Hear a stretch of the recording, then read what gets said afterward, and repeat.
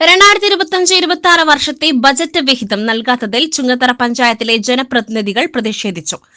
2025-26 ക്ഷേമ പ്രവർത്തനങ്ങൾക്കായി ഗ്രാമപഞ്ചായത്തിന് ബജറ്റ് വിഹിതമായി ലഭിക്കേണ്ട മൂന്നാം ഗഡുവായ 2,83,00,000 രൂപ ലഭിക്കാത്തതിനാലാണ് ജനപ്രതിനിധികൾ പ്രതിഷേധിച്ചത്.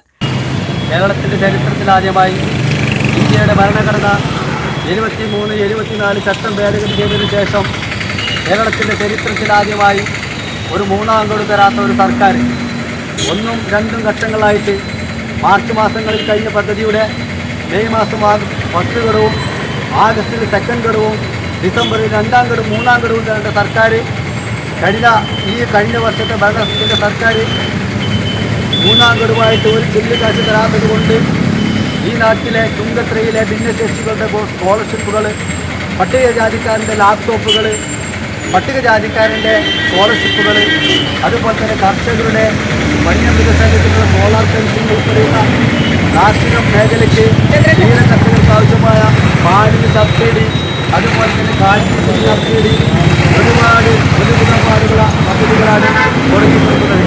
ഇവിടെ സൂചിപ്പിച്ചതുപോലെ 2,83,00,000 രൂപ തരാതെ സർക്കാർ പറ്റിച്ചിരിക്കുകയാണ്.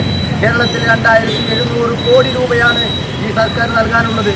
അതുകൊണ്ട് തന്നെ വലിയ പ്രതിഷേധത്തിലാണ് ഈ നാട്ടിലെ ജനങ്ങൾക്ക് ലഭിക്കുന്ന ക്ഷേമ പ്രവർത്തനങ്ങളുടെ മുഴുവൻ തുകയുമായിട്ടുള്ള 2,83,00,000 ചുങ്കത്തറയ്ക്ക് തരാതെ ഈ പൈസകൾ അടുത്ത ഘട്ടത്തിൽ കൊടുക്കുന്നതിന് വേണ്ടി സർക്കാർ ഞങ്ങൾ ഏൽപ്പിച്ചിരിക്കുന്ന വളരെ വലിയ പ്രതിഷേധത്തിലാണ്. കാരണം ഈ ജനങ്ങൾക്ക് കൊടുക്കുന്ന കുട്ടികൾക്ക് ഇവിടെ പൈസ ഇല്ലാതിരിക്കുകയാണ്. 2ാം ഗഡു കഴിഞ്ഞിട്ട് മാസങ്ങളായി വലിയ പ്രതിഷേധത്തിലാണ് കേരളത്തിലെ മുഴുവൻ ജനങ്ങളും.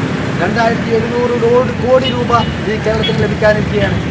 പഞ്ചായത്തിലെ ഭിന്നശേഷി സ്കോളർഷിപ്പ്, പട്ടിക വിഭാഗം കുട്ടികൾക്കുള്ള സ്കോളർഷിപ്പ്, വന്യമൃഗശല്യത്തിനുള്ള സോളാർ ഫെൻസിംഗ്, ക്ഷീരകർഷകർക്കുള്ള പാലിന് സബ്സിഡി, ലൈഫ് ഭവന പദ്ധതി തുടങ്ങി നിരവധി പദ്ധതികൾക്ക് നൽകുവാനുള്ള ഫണ്ടാണ് സർക്കാർ നൽകാത്തത്. സാധാരണയായി ഡിസംബർ മാസത്തിൽ നൽകേണ്ടതാണ് ഈ ഫണ്ട്. സർക്കാരിന്റെ ഈ നിലപാടിനെതിരെ ജനപ്രതിനിധികൾ ശക്തമായ പ്രതിഷേധം രേഖപ്പെടുത്തി. ഇതിനെതിരെ വോട്ടിലൂടെ പ്രതിഷേധം രേഖപ്പെടുത്തണമെന്നും ആവശ്യപ്പെട്ടു. SS Gold, Pure Gold. SS Group, Nilambur.